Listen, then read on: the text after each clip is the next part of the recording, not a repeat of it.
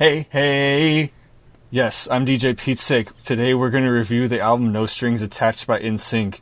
I don't have the box for it anymore, sorry. This was actually the first album I ever had, so yes, there's going to be some nostalgia bias here. I got it for my 7th or 8th birthday. When my uncle asked me what I wanted, I said a bottle of Mountain Dew and an NSYNC CD. And to my amazement, I received a package in the mail containing a bottle of Mountain Dew and No Strings Attached by NSYNC. I didn't ask for this CD by name because I didn't really know the album name. I just knew about NSYNC from Radio Disney because my brother and I would listen to that while playing Roller Coaster Tycoon for hours on end.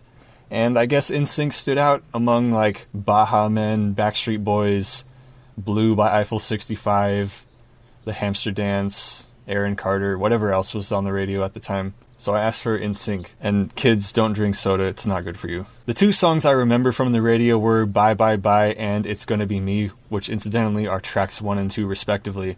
But we're going to talk about all 12 of them. Between those two, Bye Bye Bye was the bigger of the hits, but personally I prefer It's Gonna Be Me.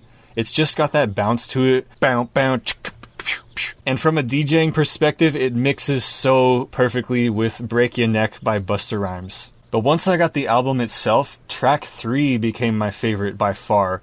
We're talking about Space Cowboy featuring Lisa Left Eye Lopez.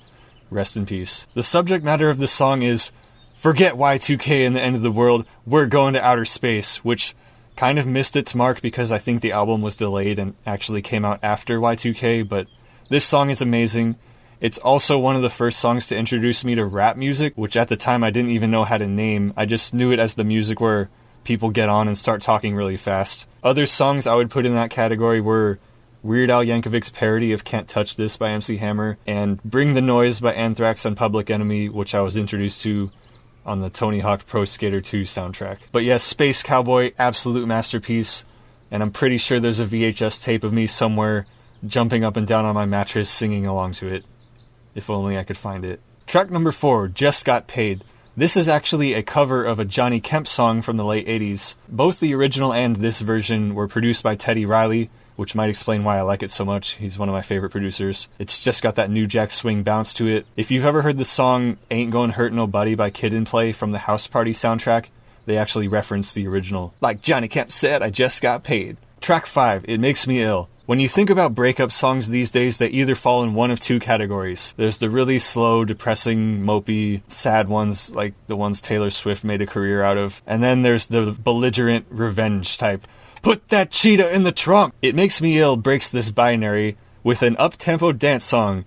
Like, yeah, we broke up. Bam, bam, bam, bam, bam, bam, bam, bam. It's at least notable enough that Ariana Grande borrowed it for a big chunk of her song called Break Up With Your Girlfriend, I'm Bored. Track 6, This I Promise You? Oh right, this is the one I skipped before the title track. Number 7, No Strings Attached. The way this song's structured, it could very easily have been a slow R&B song, but this is 2000. Bam, bam, bam, bam, bam, bam. On that note, I would like to point out how in the 1990s, the technology of music production advanced so rapidly that albums like this are far less dated than like boy bands from 10 years prior. Like, if you listen to New Kids on the Block, Hangin' Tough, it's so much more dated by comparison. Yes, I know the 2000s is still kind of dated, but maybe I'm just seeing what I want to see. The point is, in the 80s you had a lot less synthesizers to choose from. Number 8, Every Kid's Introduction to Drum and Bass on a Song About Cyber Yes, Digital Get Down is my second favorite song on this album. Like many kids listening to this song, I didn't know what it was about at the time until re-listening years later.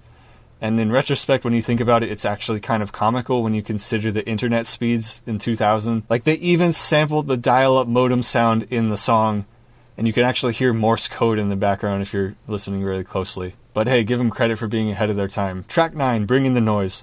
Or Bringin da Noise. I remember this being one of my favorite songs. It's just a party jam, and I like how it just keeps building, and it's a good song. And then we get to the part of the album where I stop paying attention, because the last 3 are all R&B slow jams. Number 10 is appropriately titled That's When I'll Stop Loving You, because that's kind of when I stopped loving the album. Actually, track 11, I'll Be Good For You, isn't that bad. And then track 12, I Thought She Knew, is an acapella. And there you go, No Strings Attached. Justin Timberlake would later go on to be Justin Timberlake, bringing you wardrobe malfunctions at the Super Bowl halftime show. And my favorite song of his is Take Back the Night from about 2013, I believe. I'm DJ Pete Sick. Subscribe for more album reviews and music content.